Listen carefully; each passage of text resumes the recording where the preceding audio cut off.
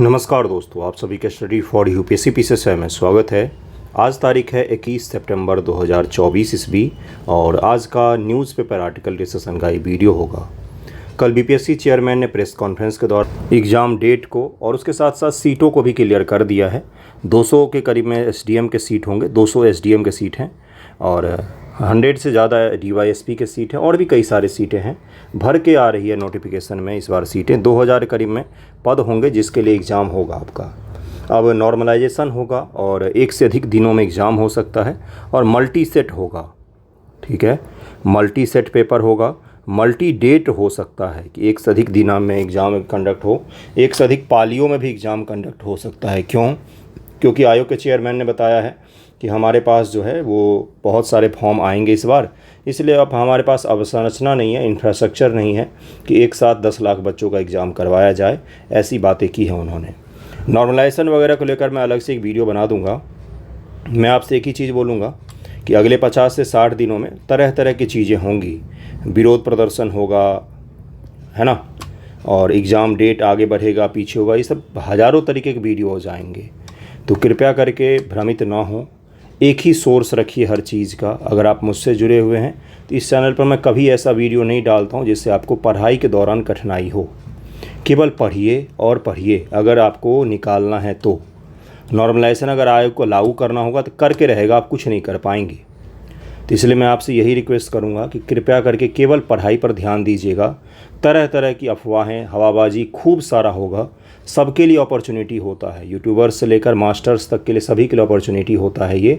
तो अपना अपना काम करेंगे, आप अपना काम कीजिएगा, केवल पढ़िएगा। 17 नवंबर को आपका एग्ज़ाम है, तो 17 नवंबर को एग्ज़ाम है। आगे कुछ नहीं सोचना है, कुछ भी नहीं करना है। फॉर्म जब आएगा, नोटिफिकेशन आ जाएगा तो उसको लेकर मैं वीडियो बना दूंगा कि किस प्रकार से भरना चाहिए, क्या क्या डॉक्यूमेंट चाहिए। उसको लेकर परेशान मत होइए, ठीक है। केवल पढ़िएगा और पढ़िएगा। शुरू करते आज का न्यूज़पेपर डिस्कशन। देखिए क्या है। बॉम्बे हाई कोर्ट ने संविधान के उल्लंघन के आधार पर, बिल्कुल सही सुन रहे हैं आप, संविधान का उल्लंघन माना है। किसको? तो भारत की सरकार जो है वो एक आईटी रूल में अमेंडमेंट करके, संशोधन करके फैक्ट चेक यूनिट बनाने जा रही थी। फैक्ट चेक यूनिट मतलब कि ये यूनिट सरकार की तरफ से होती, जिसको आईटी अधिनियम 2021 में डाला गया था संशोधन करके। मैं समझाऊंगा, अभी डिटेल में बताऊंगा। और उसके द्वारा सरकार ने ये बोला था कि अगर ये यूनिट किसी चीज़ को फॉल्स कह रही है तो गलत हो जाएगा, किसी चीज़ को ट्रू कह रही है तो सही हो जाएगा। इसी को लेकर पिटीशन डाला गया था बॉम्बे हाई कोर्ट में। किसके द्वारा डाला गया था? तो एक तो कुणाल कामरा है और भी 2-3 लोग शामिल थे, जिसमें प्रेस गिल्ड करके था, राइटर्स गिल्ड ऑफ इंडिया करके था और एक दो संगठन शामिल थे, जिन्होंने बॉम्बे हाई कोर्ट में पिटीशन डाला था कि ये क्या है, तो ये अभिव्यक्ति की स्वतंत्रता का उल्लंघन करता है, क्योंकि सरकार तो किसी भी चीज़ को गलत कह सकती है। हमें सरकार पर इस चीज़ को लेकर भरोसा नहीं है, ये नागरिक केंद्रित होना चाहिए। और वर्तमान में प्रेस इन्फॉर्मेशन ब्यूरो पीआईबी के द्वारा फैक्ट चेक किया जाता है ऑलरेडी। तो सरकार ने इस एक्ट को लाया था। उस एक्ट को बॉम्बे हाई कोर्ट ने न्यायिक पुनरावलोकन, जिसको जुडिशियल रिव्यू कहा जाता है, आर्टिकल 226 के तहत में हाई कोर्ट को ये अधिकार मिलता है कि वो जुडिशियल रिव्यू कर सके। आर्टिकल 226 के तहत में एक फैक्ट और आपको मिल गया कि हाई कोर्ट में भी ये शक्तियाँ होती हैं कि वो सेंटर के द्वारा, केंद्र के द्वारा बनाए गए कानूनों को असंवैधानिक घोषित कर सकती है। एग्जाम में अगर आपसे स्टेटमेंट देता इससे पहले कि क्या हाई कोर्ट केंद्र सरकार के बनाए हुए कानून को असंवैधानिक घोषित कर सकती है, अनकॉन्स्टिट्यूशनल कह सकती है, तो हो सकता है कि आप गलत कर देते उसको। लेकिन यहाँ पर आपको उदाहरण भी मिल गया है कि हाई कोर्ट और सुप्रीम कोर्ट दोनों के पास में ही ये शक्तियाँ होती हैं कि किसी भी नियम, कानून या आदेश को वो शून्य घोषित कर सकती हैं, असंवैधानिक घोषित कर सकती हैं, अनकॉन्स्टिट्यूशनल घोषित कर सकती हैं। संविधान में जो वर्णित मूल अधिकार है, आर्टिकल 19 के तहत में जो वर्णित मूल अधिकार है, जिसमें अभिव्यक्ति की स्वतंत्रता दिया गया, राइट टू एक्सप्रेशन, उसका उल्लंघन माना है। और आर्टिकल 14 के तहत में राइट टू इक्वालिटी का उल्लंघन मानते हुए समानता के अधिकारों का उल्लंघन और अभिव्यक्ति की स्वतंत्रता के अधिकारों का उल्लंघन मानते हुए भारत सरकार के इस फैक्ट चेक यूनिट को बॉम्बे हाई कोर्ट ने, बॉम्बे हाई कोर्ट ही नाम है अभी भी, मुंबई हाई कोर्ट नहीं नाम है, बॉम्बे हाई कोर्ट ने असंवैधानिक करार दिया है और उसको रद्द कर दिया है। इस चीज़ को हम लोग डिटेल में पढ़ेंगे। इसके अलावा और क्या क्या पढ़ेंगे, सुप्रीम कोर्ट ने कॉलेजियम प्रणाली को लेकर बड़ा सवाल खड़ा किया है कि सरकार को कॉलेजियम प्रणाली जजों के नाम भेज रही है, लेकिन सरकार उस पर फैसला ले ही नहीं रही है। कॉलेजियम प्रणाली जो है ये सर्च करने के लिए नहीं बनाया गया है, बल्कि अपॉइंट करने के लिए बनाया गया है। सुप्रीम कोर्ट का यही लाइन ही है, सुप्रीम कोर्ट का यही लाइन है जिसमें उसने बोला है कि कॉलेजियम प्रणाली जो है ये सर्च करने के लिए नहीं बनाया गया है जजों को, बल्कि अपॉइंट करने के लिए बनाया गया है, अपॉइंट करने के लिए बनाया गया है। इस लाइन को भी ज़रा हम लोग डिटेल में देखेंगे, कॉलेजियम प्रणाली को भी समझेंगे। उसके साथ साथ बिग कैट अलायंस है, भारत सरकार आधिकारिक तौर पर शामिल होने जा रही है और इसको स्वीकार करने जा रही। Big cat alliance, international big cat alliance, Bharat सरकार ने ही इसको लेकर आइडिया रखा था और बनाने की बात की थी, और इसका मुख्यालय भी भारत में ही होगा और भारत सरकार इसमें शामिल होने जा रही है। उसके अलावा नेशनल अचीवमेंट सर्वे जो है वो दिसंबर में कंडक्ट करवाया जाएगा। नेशनल अचीवमेंट सर्वे ये वार्षिक तौर पर होता है, नेशनल अचीवमेंट सर्वे ये वार्षिक तौर पर होता है, इसको भी देखेंगे हम लोग। साथ में बिहार स्पेशल में आज हम लोग देखेंगे गया के विष्णुपद मंदिर और बोधि मंदिर जो है वो कॉरिडोर का निर्माण किया जाएगा, उस चीज़ को भी हम लोग देखेंगे। कई सारे न्यूज़ मैंने आपको बताए जिसको डिटेल में देखेंगे, तो इसलिए वीडियो को अंत तक देखिए। 71 बीपीएससी को लेकर कल से अपना आंसर राइटिंग का ग्रुप शुरू हुआ है। कल मैंने पहला क्वेश्चन दिया था जिसमें 6 के एनसीईआरटी से हम लोग सवालों को हल करना शुरू कर रहे हैं। आज निबंध दूंगा मैं, सैटरडे को निबंध का डे होता है सभी ग्रुप में, तो आज निबंध मिलेगा आपको सभी ग्रुप में। अगर आपको जुड़ना हो तो बताइएगा, बेसिक से सीखना हो तो आप जुड़ सकते हैं इससे, अगर आपने आंसर राइटिंग नहीं की है तो। जिन्हें 70 पीटी देना है कृपया न जुड़ें, मैं पहले ही कह रहा हूँ, पीटी के बाद आंसर राइटिंग करें, वो सही रहेगा। अभी केवल और केवल पीटी, दिन रात पीटी करना है।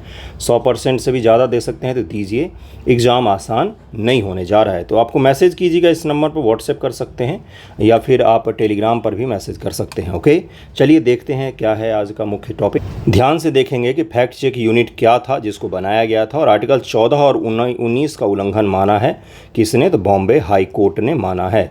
कौन से आर्टिकल के तहत बंद हो, तो आर्टिकल 226 के तहत में हाई कोर्ट को न्यायिक पुनरावलोकन, जिसको इंग्लिश में जुडिशियल रिव्यू कहते हैं, वो करने का अधिकार मिलता है। सरकार द्वारा सूचना प्रौद्योगिकी, मध्यस्थ दिशा निर्देश और डिजिटल मीडिया आचार संहिता नियम 2021 में संशोधन करके इसे गठित किया जाना था, लेकिन अब इसको रद्द कर दिया है बॉम्बे हाई कोर्ट ने। वर्तमान फैक्ट चेक का कार्य पीआईबी के द्वारा किया जाता है। पीआईबी का जो सोशल मीडिया प्लेटफॉर्म है वहाँ पर आप जाएंगे तो आपको दिख जाएगा कि पीआईबी बार बार किसी चीज़ को फॉल्स न्यूज़ का टैग लगाकर पोस्ट करती रहती है, जो कि सही चीज़ है, गलत न्यूज़ प्रचारित नहीं होने चाहिए। इस फैक्ट चेक यूनिट में 4 सदस्य होते, अभी वर्तमान में देखिए, हो सकता है कि सरकार इसको सुप्रीम कोर्ट में लेकर चला जाए, सरकार सुप्रीम कोर्ट में बोले कि भाई सुप्रीम कोर्ट में इस चीज़ पर फैसला चाहते हैं हम, क्योंकि हाई कोर्ट के बाद ऑप्शन रहता है सुप्रीम कोर्ट में जाने का, है ना। आईटी मंत्रालय का एक प्रतिनिधि होता इस फैक्ट चेक यूनिट में, सांख्यिकी और कार्यक्रम कार्यान्वयन मंत्रालय का एक प्रतिनिधि होता, मीडिया विशेषज्ञ होते और कानूनी विशेषज्ञ होते। इन चार लोगों को मिलाकर एक फैक्ट चेक यूनिट होना था, जिसको अभी रद्द कर दिया गया है। इस फैक्ट चेक यूनिट का कार्य सोशल मीडिया प्लेटफॉर्म जैसे कि Facebook, Twitter, YouTube, Insta, internet सेवा प्रदाता एयरटेल, जियो और वोडाफोन को फर्जी खबरों संबंधित सामग्री को होस्ट न करने का दिशा निर्देश देना था। इनको बताना था जो सोशल मीडिया प्लेटफॉर्म है, जैसे कौन कौन हो गए, फेसबुक, ट्विटर, यूट्यूब, इंस्टा, इनको बोलना था। और साथ में जो इंटरनेट सेवा प्रदाता हैं, आपके फ़ोन में जब इंटरनेट चल रहा है तो कोई न कोई कंपनी का होगा, उनको ये डायरेक्ट निर्देश देती कि भाई आप इस न्यूज़ को प्रसारित होने से रोकिए, है ना। सोशल मीडिया कंपनियां फैक्ट चेक यूनिट द्वारा घोषित फर्जी कंटेंट को नहीं हटाती तो उन्हें प्रदान सेफ हार्बर का दर्जा वापस ले लिया जाता। सेफ हार्बर क्या होता है? सेफ हार्बर का तात्पर्य होता है कि सभी कंपनियों को सरकार के द्वारा कानूनी रूप से संरक्षण दी जाती है, वो वापस ले लिया जाएगा। यानी कि स्पष्ट रूप से सरकार क्या करती, अपने अधिकारों का कहीं ना कहीं गलत उपयोग करने का दबाव बना रही थी कि आपको जो हम बोलेंगे हटाने के लिए, अगर आप वो नहीं हटाएंगे तो हम आपसे आपका अधिकार छीन लेंगे, हम आपको कानूनी प्रतिरक्षा नहीं देंगे। तो ये क्या हो गया? ये कहीं न कहीं आर्टिकल 19 और आर्टिकल 14 का उल्लंघन माना जाता है। इस संशोधन का उद्देश्य नकली समाचारों की पहचान करना, उन्हें फैलने से रोकना है। लेकिन सरकार किस चीज़ को असली और नकली कहेगी, ये कौन देखेगा बैठकर? हो सकता है कि सरकार अपने खिलाफ आलोचना को गलत साबित करके बंद कर दे, ये भी तो हो सकता है। लोकतांत्रिक प्रक्रिया में तो हमें सभी चीज़ों का ध्यान में रखना होता है। आलोचनाओं के लिए हमें जगह बनानी पड़ती है कि भाई पॉजिटिव क्रिटिसिज्म होना चाहिए, क्योंकि लोकतंत्र का तो प्राणवायु ही वही है। इस संशोधन से उत्पन्न चिंताएं क्या क्या थी? इंडियन न्यूज़पेपर सोसाइटी ने हाल ही में अधिसूचित नियमों पर चिंता व्यक्त किया और सरकार ने से मीडिया संगठन प्रेस निकाय के साथ परामर्श करने का आग्रह किया था। दरअसल आईएनएस एक अम्ब्रेला बॉडी है जो देश भर के समाचार पत्रों और पत्रिकाओं का प्रतिनिधित्व करता है। इसने बोला था कि ये कहीं न कहीं क्या करेगा, सरकार को अनाधिकृत बहुत सारी शक्तियाँ दे देगा। सिविल सोसाइटी ग्रुप ने इस संशोधन का ऑनलाइन अभिव्यक्ति पर बाधा बताया था कि ऑनलाइन जो लोग अपने हिसाब सरकार का क्रिटिसिज्म करते हैं, ये कहीं न कहीं उनके राइट टू एक्सप्रेशन जो है, जो अभिव्यक्ति की स्वतंत्रता है आर्टिकल 19(1)(a) के तहत में, वो क्या होगा तो वो बाधित हो सकता है। Digital right group internet freedom foundation इस संशोधन को वॉक और अभिव्यक्ति के मौलिक अधिकार प्रतिबंध माना था। एडिटर गिल्ड ऑफ इंडिया ने सरकार द्वारा सेंसरशिप करना बताया था कि भाई ये गलत है, ये सही नहीं है। फर्जी खबरों का प्रभाव क्या होता है? सामाजिक सामंजस्य में गिरावट हो सकती है, प्रभावी संचारी कमी का कारण बन सकता है, हिंसा, नफरत ये सब भी फैल सकती है, झूठी भ्रामक जानकारी प्रसारित करने से जुड़ी हुई चीज़ें होती हैं वो भी फैल सकती है। लेकिन एक चीज़ मुझे बताइए, वर्तमान में जैसे ही आप देखते हैं कि कहीं पर दंगा फसाद हो रहा है, कोई गलत न्यूज़, फॉल्स न्यूज़ फैल रहा है, तो सरकार उसको अचानक से रोक सकती है कि नहीं रोक सकती है? बिल्कुल रोक सकती है। सरकार सोशल मीडिया पर प्रतिबंध लगा देती है, फिर फेसबुक को या ट्विटर को या अलग अलग जो सोशल मीडिया प्लेटफॉर्म उनको बोलती है कि हिंसा से जुड़े हुए मामले हैं, आप इनको क्या कर दीजिए, तो इनको हटा दीजिए। तो हटाती है कि नहीं हटाती है? हटाती ही है बिल्कुल। तो ये फिर अलग से कानून बनाने की क्या आवश्यकता थी? फॉल्स न्यूज़ और फैक्ट चेक तो पीआईबी अभी भी कर रही है, कई सारे न्यूज़पेपर भी करते हैं, कई सारे बड़े बड़े जो वेबसाइट हैं वो भी फैक्ट चेक यूनिट स्थापित करके रखते हैं, है ना। यह लोगों की घबराहट, चिंता, मतलब कि फॉल्स न्यूज़ का क्या प्रभाव पड़ सकता है? तो बहुत सारे गलत प्रभाव पड़ सकते हैं। जैसे उदाहरण दिया है कि कोविड टीकों के बांझपन का कारण बनने वाली नकली खबरों से घबराहट और चिंता को जन्म दिया था, और इसी प्रकार की कई सारी चीज़ें फैलती हैं ऑनलाइन। विद्यमान कानून कौन कौन से हैं? आईपीसी में है, कई सारे धाराएं बनाई गई हैं जो क्या करती हैं, जो इन पर रोक लगाती हैं। केबल टेलीविज़न नेटवर्क अधिनियम 1995 जो था, उसमें भी ये चीज़ था कि भई आप गलत चीज़ों को प्रसारित नहीं कर सकते हैं, नहीं तो आप पर जुर्माना लग सकता है। तो इसको ध्यान रखिएगा। नेक्स्ट टॉपिक पर हम लोग चलते हैं। कॉलेजियम प्रणाली को हमें समझना है कि कॉलेजियम प्रणाली क्या है। देखिए दरअसल हम न्यूज़ क्या है, तो सुप्रीम कोर्ट गवर्नमेंट से पूछा है कि एक्सप्लेन कीजिए हमारे सामने कि जो हमने आपको नाम भेजे हैं महीनों पहले या वर्षों पहले, यहाँ पर इन्होंने बोला है कि हमने आपको महीनों पहले भेजा, या कई सारे तो बहुत पुराने नाम हैं, आपने उन नाम पर कोई फैसला क्यों नहीं लिया है? किससे पूछा इन्होंने? तो 3 मेंबर की सदस्य होते हैं चीफ जस्टिस ऑफ इंडिया की अध्यक्षता में, जिन्होंने भारत के अटॉर्नी जनरल जो हैं, क्या नाम है उनका, आर वेंकट रमनी नाम है, उनसे पूछा है कि विद इन अ वीक, एक सप्ताह के अंदर में आप हमें ये चीज़ क्लियर कीजिए कि आपने अभी तक हमारे द्वारा जो नाम रिकमेंड किए गए हैं हाई कोर्ट और सुप्रीम कोर्ट में जज के अपॉइंटमेंट को लेकर, उस पर आपने फैसला क्यों नहीं लिया है? क्यों किसी नाम को आपने रोक कर रखा हुआ है? क्यों फैसला नहीं ले रहे हैं? कोई तो कारण होगा जिस कारण से आप फैसला नहीं ले रहे हैं। हमें कारण सहित एक टेबल बनाकर विद इन ए वीक आप सौंपिए, आप हमें बताइए कि क्या है ये और क्यों फैसला नहीं ले रहे हैं। उन्होंने बोला है कि जो कमेटी होती है, क्या कहा जाता है उसको, तो उसको कहा जाता है कॉलेजियम सिस्टम। देखिए यहाँ पर बोला है कि collegium can not be treated like search committee. इन्होंने बोला कि हम कोई सर्च कमेटी नहीं है कि ढूंढ ढूंढ कर आपके सामने नाम लाएं और आप उस पर कोई फैसला ही ना लें। इसलिए इन्होंने बोला है कि हमें विद इन अ वीक हमें पूरी की पूरी जानकारी चाहिए और आप एक्सप्लेन कीजिए कि आप क्यों फैसला नहीं ले रहे हैं, अपॉइंटमेंट जो हैं जजों के वो क्यों रोक कर बैठे हुए हैं आप। तो अब इस चीज़ को लेकर भारत सरकार देखिए क्या जवाब देती है। लेकिन हम लोग जरा पिछली बार 69 बीपीएससी में 4 स्टेटमेंट बनाकर, 4 बड़े बड़े स्टेटमेंट बनाकर कॉलेजियम सिस्टम पर सवाल पूछे गए थे। क्या इस बार पूछा जाएगा? नहीं पूछा जाएगा। पिछली बार पूछा गया था तो लगातार रिपीट करें, ये बहुत ही रेयर केस होता है। हालांकि एक बार पढ़ जरूर लीजिएगा। जरा कॉलेजियम सिस्टम के बारे में बेसिक फैक्ट हम लोग देख लेंगे, ताकि अगर मेंस में पूछा जाता है तो वहाँ पर आप इसको हल कर सकें, या मे भी 1% चांस अगर पीटी में पूछ लेता है तो आप इसको वहाँ पर भी हल कर सकें। ध्यान से देखिएगा इसको जरा कि क्या क्या होता है कॉलेजियम प्रणाली। बाकी मैंने आपको न्यूज़ समझा दिया है कि न्यूज़ में दरअसल में क्यों आया है चर्चा में। ओके, देखिए भारत में जजों के अपॉइंट करने को लेकर कोई बहुत बड़ी एक्ट नहीं है, कोई एक प्रमाणिक अभी भी सिस्टम नहीं बना हुआ है। एक कॉलेजियम प्रणाली ज़रूर है, लेकिन ये एक्ट के द्वारा निर्माण नहीं किया गया है। बीपीएससी ने यही चीज़ पूछ लिया था स्टेटमेंट बनाकर, और मैंने पिछले साल भी पीटी से पहले पढ़ाया था। मैंने स्क्रीनशॉट पीटी एग्ज़ाम के बाद शेयर किया था। खैर आ जाइए यहाँ पर। तो कॉलेजियम सिस्टम जो है ये इसलिए बनाया गया था, ये न्यायपालिका के द्वारा ही बनाया गया है। न्यायपालिका में जजों के अपॉइंट करने को लेकर कई सारे लोग जिनका आरोप बिल्कुल वाजिब होता है कि न्यायपालिका में 300 से 400 जजों के परिवार हैं जिनसे जुड़े हुए जज ही जज बन पाते हैं सुप्रीम कोर्ट हाई कोर्ट में। इस सिस्टम को भी हमें भंग करना है तो हमें कॉलेजियम प्रणाली की जगह पर कोई और पारदर्शी और अच्छी प्रणाली लानी पड़ेगी। लोकतांत्रिक प्रकार की या न्यायाधीशों की नियुक्ति और स्थानांतरण दोनों चीज़ है, मतलब वो अपॉइंटमेंट भी है और उनका ट्रांसफ़र भी है कि प्रणाली है जो संसद की किसी अधिनियम या संविधान के प्रावधान द्वारा स्थापित न होकर सर्वोच्च न्यायालय के निर्णय के माध्यम से विकसित हुआ है। प्रथम न्यायाधीश मामला 1981 का है। इससे यह निर्धारित किया गया कि न्यायिक नियुक्तियों के तबादलों पर भारत के CJI के सुझावों की प्रधानता को ठोस कारणों के चलते अस्वीकार किया जा सकता है। इस निर्णय ने अगले 12 वर्षों के लिए न्यायिक नियुक्तियों में न्यायपालिका पर कार्यपालिका की प्रधानता स्थापित कर दी थी। कार्यपालिका की प्रधानता स्थापित हो गई थी। दूसरा न्यायाधीश मामला 1993। सर्वोच्च न्यायालय स्पष्ट करते हुए कॉलेजियम प्रणाली की शुरुआत की। परामर्श का अर्थ वास्तव में सहमति है, ये सुप्रीम कोर्ट ऑफ इंडिया ने डिफाइन किया और फिर से कार्यपालिका से जजों की नियुक्ति को अपने हाथ में लिया था। इसके पश्चात इस मामले में सर्वोच्च न्यायालय ने आगे कहा कि CJI की व्यक्तिगत राय नहीं होगी बल्कि सर्वोच्च न्यायालय के 2 वरिष्ठतम न्यायाधीश, वर्तमान में 3 न्यायाधीश मिलकर राय लेंगे। ध्यान से सुनिएगा। दरअसल ये मामला कहाँ पर फंसता है, थोड़ा सा कॉन्सेप्ट की बात कर लेते हैं पॉलिटी की। पॉलिटी में एक आर्टिकल है 50 जिसमें बात किया गया क्या, शक्तियों का विभाजन। किस चीज़ की बात की गई है बंधुओं, शक्तियों का विभाजन, डिवीजन ऑफ पावर की बात की गई है, जिसमें ये कहा गया है स्वतंत्रता की भी बात की गई है। न्यायपालिका जो है ये कार्यपालिका और विधायिका से बिल्कुल ही अलग रहेगी। इन दोनों का कोई आपस में मेल नहीं होना चाहिए। ये संविधान की मूल भावना है कि न्यायपालिका कार्यपालिका और विधायिका से बिल्कुल ही स्वायत्त रहेगी, कोई लेना देना नहीं होना चाहिए। न्यायपालिका तो अलग है लेकिन भारत में कार्यपालिका और विधायिका का एकीकरण है। एकीकरण का तात्पर्य क्या होता है, कार्यपालिका के हेड यानी कि जैसे गृह मंत्रालय है उसके हेड कौन है, तो अमित शाह जी हैं। अमित शाह जी विधायिका के भी सदस्य हैं और कार्यपालिका को भी हेड कर रहे हैं।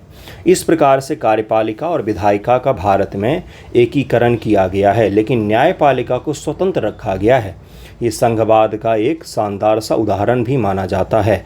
तो न्यायपालिका में अगर जजों की भर्ती कानून मंत्री के सहयोग से होने लग गया या सरकार के सहयोग से होने लग गया या जब मर्जी तब जजों को हटाया जाने लग गया तो क्या हो जाएगा, स्वतंत्र न्यायपालिका का जो सिस्टम बनाया गया है जो कार्यपालिका और विधायिका से बिल्कुल अलग है, वो सिस्टम कहीं ना कहीं कोलैप्स कर जाएगा।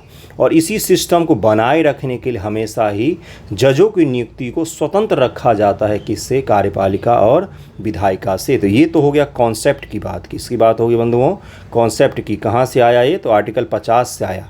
आर्टिकल 50 BPSC PT में पूछा जा चुका है, पिछले ही साल पूछा गया था, 68 या 67 में पूछा गया। आप देखेंगे तो आपको मिल जाए। कॉन्सेप्ट पूछा गया था, कॉन्सेप्ट पूछा गया था कि न्यायपालिका को कार्यपालिका और विधायिका से अलग करने का प्रावधान संविधान के किस भाग में किया गया है, तो भाग 4 है। और कौन सा है, तो DPSP आता है, वो राज्य के नीति निर्देशक सिद्धांतों के तहत में ये चीज़ आता है, तो इसको ध्यान में रखिएगा। तीसरा न्यायाधीश मामला राष्ट्रपति द्वारा जारी एक प्रेसिडेंशियल रेफरेंस अनुच्छेद 143 के बाद सर्वोच्च न्यायालय ने 5 सदस्य निकाय के रूप में कॉलेजियम का विस्तार किया। यहाँ पर 3 था, अब कितना हो गया, 5 सदस्य हो गए, जिसमें CJI और उनके 4 वरिष्ठतम सहयोगी शामिल होते हैं। एक तो हो गया चीफ जस्टिस ऑफ इंडिया, जिनको क्या सबसे ज़्यादा पावर है, नहीं, समान में पहले, क्या कहा जाता है इस चीज़ को, समान में प्रथम, समान में प्रथम का दर्जा दिया जाता है। कोई अलग से पावर इंजॉय नहीं करते हैं CJI, समान में प्रथम का दर्जा उनको हासिल है। सुप्रीम कोर्ट के सभी जजों की शक्तियां लगभग में समान ही होती हैं। समान में प्रथम का सिद्धांत पालन किया जाता है चीफ जस्टिस ऑफ इंडिया को लेकर। ये स्टेटमेंट भी ध्यान में रखिएगा, पूछेगा आपसे। कॉलेजियम प्रणाली का प्रमुख क्या है, सर्वोच्च न्यायालय कॉलेजियम की अध्यक्षता CJI द्वारा की जाती है। इसमें सर्वोच्च न्यायालय के 4 अन्य वरिष्ठतम न्यायाधीश शामिल होते हैं। उच्च न्यायालय कॉलेजियम का नेतृत्व उनके मुख्य न्यायाधीश और उस न्यायालय के 4 अन्य वरिष्ठतम न्यायाधीश करते हैं। हाई कोर्ट का ये हो गया, सुप्रीम कोर्ट का ये हो गया। उच्च न्यायालय के न्यायाधीशों की नियुक्ति कॉलेजियम प्रणाली के माध्यम से ही की जाती है। इस प्रक्रिया में सरकार की भूमिका कॉलेजियम द्वारा नाम तय किए जाने के बाद की प्रक्रिया में होती है। जैसे कॉलेजियम ने 3 नाम भेजा, इन 3 में से किसी एक को स्वीकृत करके सरकार बता देती है कि इनको अपॉइंटमेंट कर दीजिए। विभिन्न न्यायिक नियुक्तियों के लिए निर्धारित प्रक्रिया, भारत का CJI सर्वोच्च न्यायालय के अन्य जजों की नियुक्ति भारत के राष्ट्रपति द्वारा की जाती है। अगले CJI के संदर्भ में वर्तमान CJI अपने उत्तराधिकारी के नाम की सिफारिश करता है, जैसे जस्टिस नागरत्ना है। उम्मीद किया जा रहा है कि भारत की पहली महिला चीफ जस्टिस ऑफ इंडिया बन सकती है। कौन? तो जस्टिस नागरत्ना, है ना, अद्भुत हैं वो भी। हालांकि 1970 दशक के अतिलंघन विवाद के बाद से व्यवहारिक रूप से इसके लिए वरिष्ठता का आधार का पालन किया जाता है, लेकिन वरिष्ठता का कई बार उल्लंघन भी किया गया है। सर्वोच्च न्यायालय के न्यायाधीश के लिए, सर्वोच्च न्यायालय के अन्य न्यायाधीशों के लिए नाम का चयन का प्रस्ताव सीजेआई द्वारा किया जाता है। सीजेआई कॉलेजियम के बाकी सदस्यों के साथ साथ उच्च न्यायालय का वरिष्ठतम न्यायाधीश से भी परामर्श करता है, जिससे न्यायाधीश पद के लिए अनुशासित व्यक्ति संबंधित होता है। निर्धारित प्रक्रिया के तहत परामर्शदाताओं को लिखित रूप में अपनी राय दर्ज करानी होती है और इसे फाइल का हिस्सा बनाया जाना चाहिए। इसके पश्चात कॉलेजियम केंद्रीय कानून मंत्री को अपनी सिफारिश भेजता है, जिसके माध्यम से इसे राष्ट्रपति को सलाह देने तो प्रधानमंत्री को भेजा जाता है। कानून मंत्री को भेज दिया, उसके बाद से प्रधानमंत्री जी क्या करते हैं, राष्ट्रपति जी को भेज देते हैं और राष्ट्रपति जी क्या करती हैं, अपॉइंट कर देती हैं। उस उच्च न्यायालय के लिए मुख्य न्यायाधीश के लिए, उच्च न्यायालय के मुख्य न्यायाधीश जो हाई कोर्ट के चीफ जस्टिस होते हैं उनके लिए उच्च न्यायालय के मुख्य न्यायाधीश की नियुक्ति इस आधार पर की जाती है कि मुख्य न्यायाधीश के रूप में नियुक्त होने वाला व्यक्ति संबंधित राज्य से न होकर किसी अन्य राज्य से होगा। यद्यपि चयन का निर्णय कॉलेजियम द्वारा किया जाता है। उच्च न्यायालय के न्यायाधीशों की सिफारिश सीजेआई और 2 वरिष्ठतम न्यायाधीश वाले कॉलेजियम द्वारा की जाती है। किसके द्वारा? सीजेआई और 2 अन्य वरिष्ठतम न्यायाधीश वाले कॉलेजियम जो है वो डिसाइड करती है। हालांकि इसके लिए प्रस्ताव को संबंधित उच्च न्यायालय के निर्वतमान मुख्य न्यायाधीश द्वारा अपने 2 वरिष्ठतम सहयोगी से परामर्श के बाद पेश किया जाता है। यह सिफारिश मुख्यमंत्री को भेजी जाती है, जो इस प्रस्ताव को केंद्रीय कानून मंत्री को भेजने के लिए राज्यपाल को सलाह देता है और उसके पश्चात राष्ट्रपति जी नियुक्ति कर देते हैं। ये सारी प्रक्रिया ध्यान में रखिएगा। नेक्स्ट टॉपिक पर चलते हैं। राष्ट्रीय उपलब्धि सर्वेक्षण क्या है? देखिए, न्यूज़ में क्या था कि national achievement survey to be held on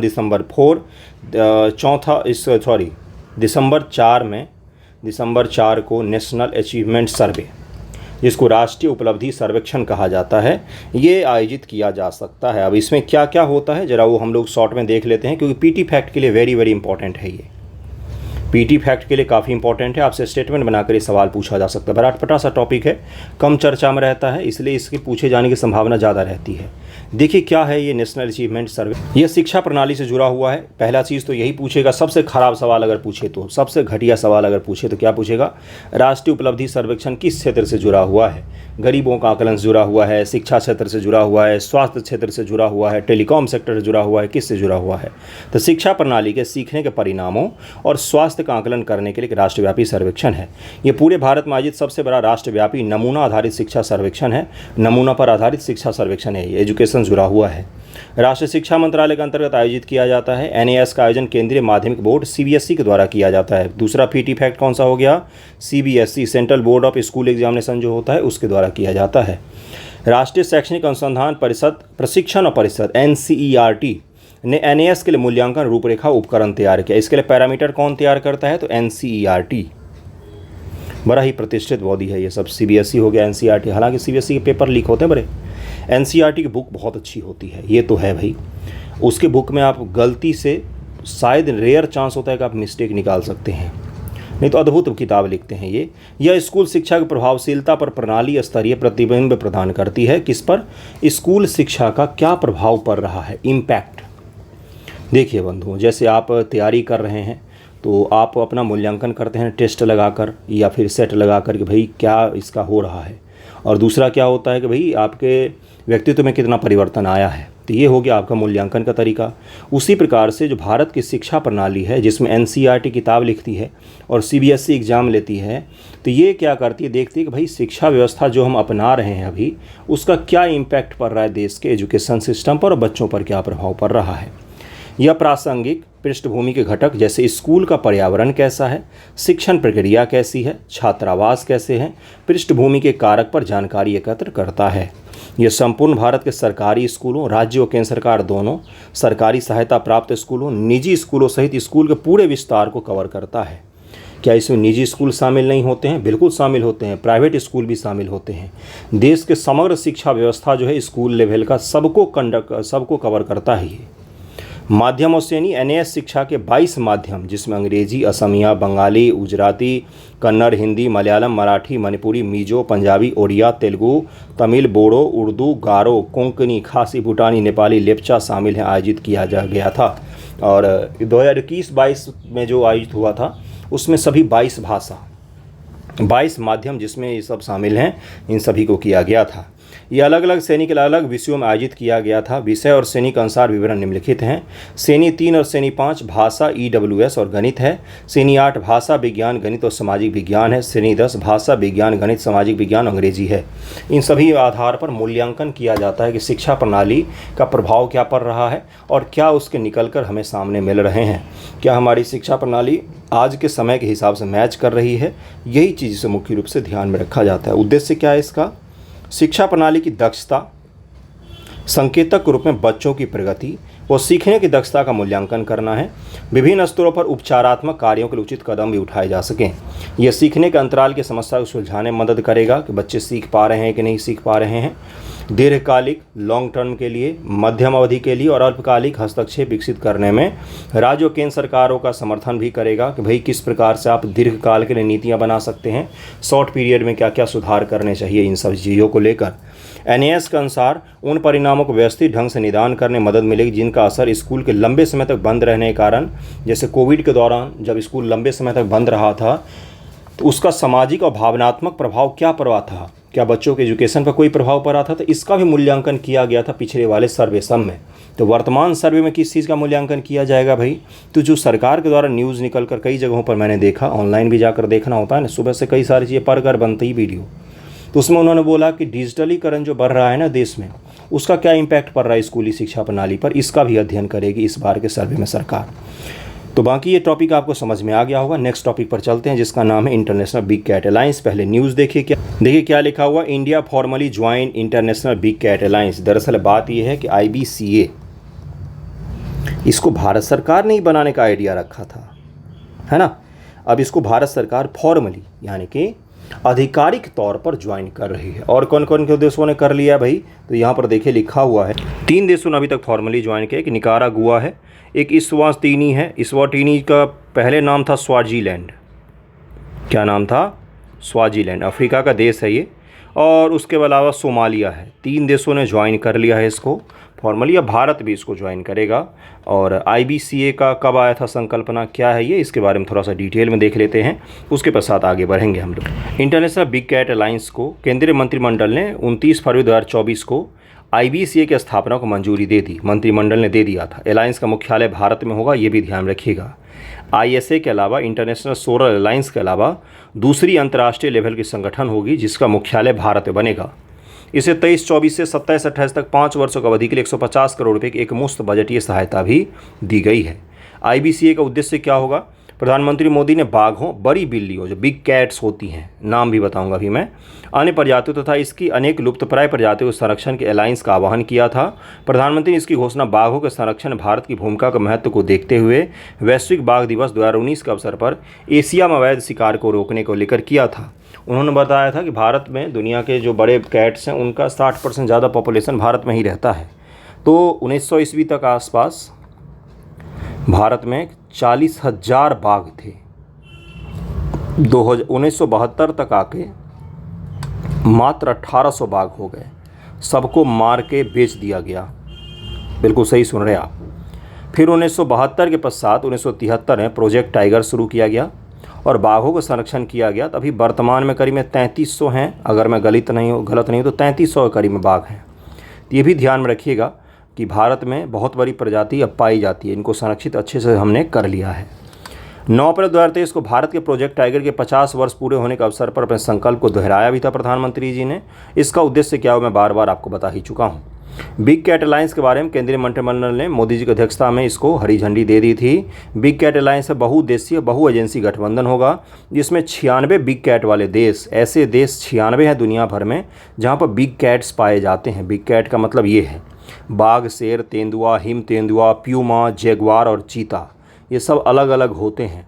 इन्हीं को बिग कैट्स कहा जाता है, इन्हीं को बिग कैट्स कहा जाता है। ओके, इनको संरक्षित करना होगा मुख्य रूप से इसका काम। 7 बिग कैट आते हैं वर्तमान में, 7 हैं। बाघ है, शेर है, तेंदुआ है, हिम तेंदुआ है जिसके बारे में कल हमने चर्चा किया था, प्यूमा है, जैगुआर है और चीता है।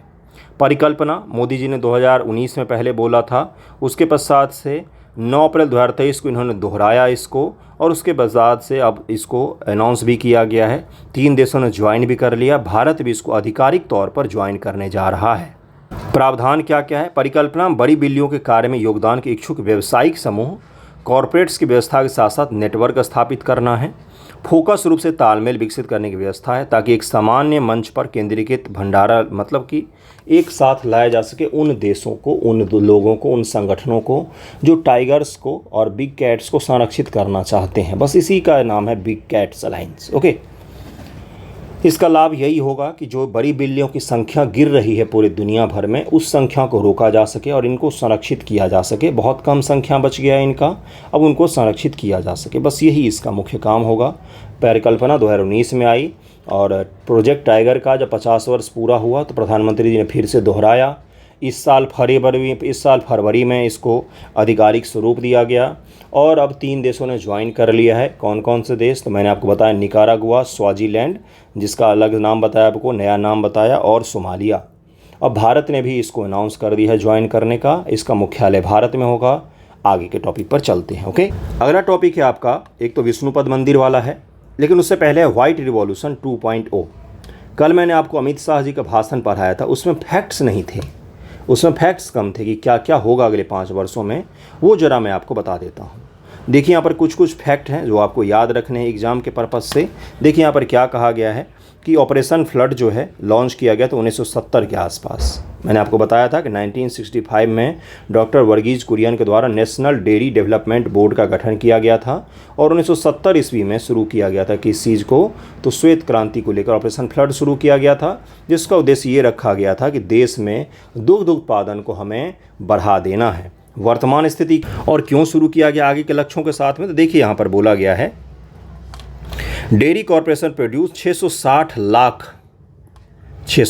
Lakh KG milk per day. अभी एक दिन में इतना उत्पादन होता है, 660 lakh KG milk per day अभी वर्तमान में क्या हो रहा है, तो भारत में उत्पादन हो रहा है। भारत सरकार ने operation white revolution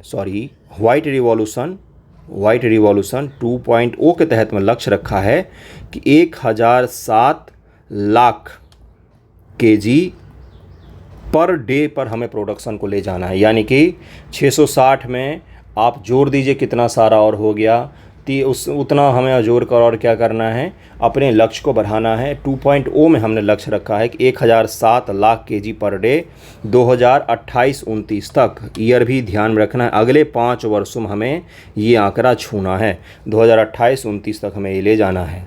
white revolution 2.0 will increase milk production of dairy cooperative by, किसके द्वारा हमने इसमें रखा है कि जो कॉपरेटिव फार्म्स होते हैं, कल भी मैंने आपको समझाया है। सहकारिता आंदोलन मैं एक बार और आपको समझाऊंगा क्योंकि ये बहुत ही बड़ा टॉपिक है, 3 दिन में इसको कवर करेंगे। कल न्यूज़ किया था, आज फैक्ट्स करेंगे। अब अगली बार मैं आपको सहकारिता आंदोलन समझाऊंगा। 50% से हमें इंक्रीज करना है, कब के लिए, तो अगले 5 वर्षों में डेयरी प्रोडक्शन को हमें 50% से बढ़ाना है, ये हमने रखा है। और इसके केंद्र बिंदु में कौन है, तो इससे केंद्र बिंदु में वही है, सहकारी संगठन जो हैं वही हैं केंद्र बिंदु में, उन्हीं के द्वारा किया जाएगा। इसमें ये भी कहा गया है कि वुमेन एम्पावरमेंट को ध्यान में रखा गया। कल मैंने आपको बताया था कि ये बार ये शब्द यूज़ किया गया है। उसके बाद उन्होंने बोला कि देश के वे क्षेत्र जो अछूते रह गए हैं मिल्क प्रोडक्शन में क्रांति को लेकर, उन क्षेत्रों को इस बार टारगेट किया जाएगा। जैसे देश के पश्चिम में मिल्क प्रोडक्शन ज़्यादा होता है देश के पूरब की तुलना में, और पूरब और नीचे उड़ीसा वगैरह की तुलना में, तो उन राज्यों में जिन राज्यों में श्वेत क्रांति के तहत में कम प्रभाव पड़ा था पहले वाले फेज़ में, उन पर हमें ध्यान देकर क्या करना है, तो दुग्ध उत्पादन को बढ़ाना है। ये किसने कहा है, तो ऑपरेशन 2.0 के तहत मंत्री जी ने कहा। अब ज़रा असमानता देखिए कि यहाँ पर जो भारत का NDDB है उसके अनुसार से Gujarat, Kerala, Sikkim, union territory of Puducherry, इसमें 70% जो विलेज हैं ये सहकारी संगठनों के द्वारा कोऑपरेटिव जो डेयरी कॉपरेशन है, डेयरी कॉपरेटिव्स हैं जो सहकारी संगठन हैं उनके द्वारा कवर किए गए हैं। किन किन राज्यों में, गुजरात, केरल, सिक्किम और पुदुचेरी, इन सब जगहों पर। लेकिन इसने बताया कि उत्तराखंड हो गया, MP हो गया, यूपी हो गया, यूपी के खासतौर से पूर्वी भाग, जम्मू कश्मीर हो गया, इन सभी में 10% से कम ग्राम जो हैं वो कोऑपरेटिव के तहत में कवर किए गए हैं। इसी के पश्चात वेस्ट बंगाल, असम, ओडिशा, झारखंड, हिमाचल प्रदेश, छत्तीसगढ़ जो हैं, इनमें भी जो छोटे राज्य हैं या बड़े राज्य, इनमें भी 10% से कम विलेज ही हैं जो सहकारी संघों से जुड़े हुए हैं। हम उन एरिया में इस बार ऑपरेशन बार शब्द निकल रहा है यार, वाइट रिवॉल्यूशन 2.0 को हम इन एरिया में फैलाने की कोशिश करेंगे। तो आपको मैंने अभी फ़ोटो समझाया था कि इस एरिया में अधिक है, इस एरिया में अधिक है, हिमालयन राज्यों में कम है और देश के पूर्व के राज्य जो हैं इनमें कम है। यहाँ पर हमें बढ़ाना है, यहाँ पर काफ़ी अधिक है, केरल सब वगैरह में। यहाँ पर हमें वाइट रिवॉल्यूशन जो है 2.0 इसको हमें लेकर जाना है। ओके, और जो लक्ष्य नया रखा गया है उसमें एक ये भी है कि 56,000 नए मल्टीपर्पस डेयरी कोऑपरेटिव्स बनाए जाएंगे। पिछले साल 3.8 करोड़ जो है पायलट प्रोजेक्ट को भी शुरू किया गया था, 3.8 करोड़ के पायलट प्रोजेक्ट को भी शुरू किया गया था अलग अलग पंचायतों में कोऑपरेटिव्स बनाने के लिए।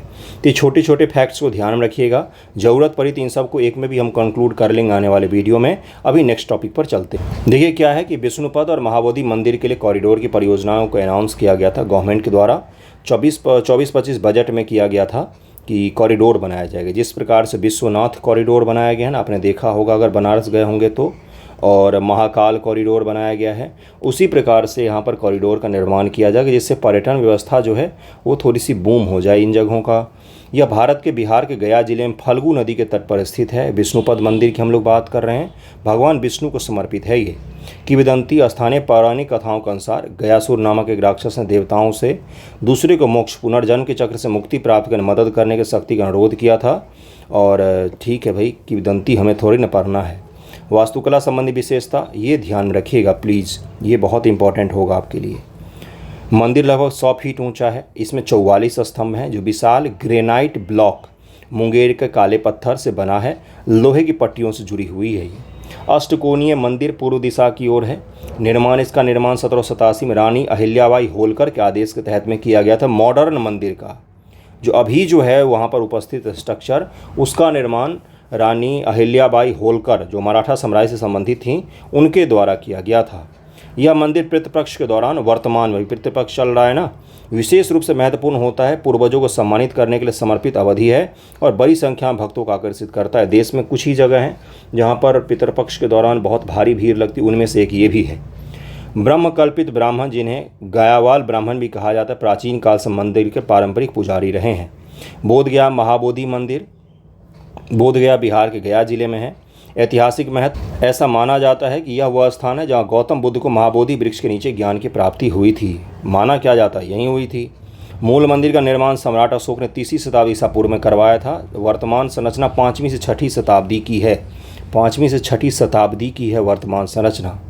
स्थापत्य विशेषता इसे 50 मीटर ऊंचा भव्य मंदिर, वज्रासन, पवित्र बोधि वृक्ष, बुद्ध के ज्ञान प्राप्ति के अन्य 6 पवित्र स्थल भी इसमें शामिल हैं जो कई प्राचीन स्तूपों से घिरे हैं। आंतरिक व मध्य और बाहरी गोलाकार सीमाओं द्वारा अच्छी तरह से अनुरक्षित व संरक्षित हैं।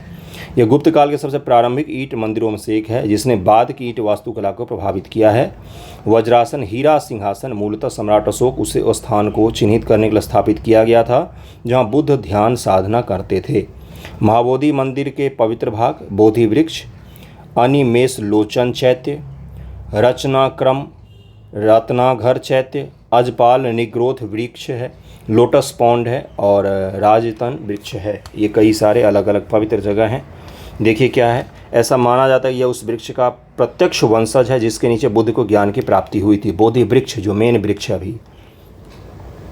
दूसरा है यहाँ बुद्ध ने दूसरा सप्ताह बिताया था। तीसरा है कि बुद्ध के तीसरे सप्ताह के चलित ध्यान वॉकिंग मेडिटेशन का स्थान है ये। चौथा स्थान है, फिर 5वां, 6वां और 7वां है। मान्यता, महाबोधि मंदिर 2002 में यूनेस्को में इसको शामिल किया गया, यूनेस्को हेरिटेज में शामिल किया गया।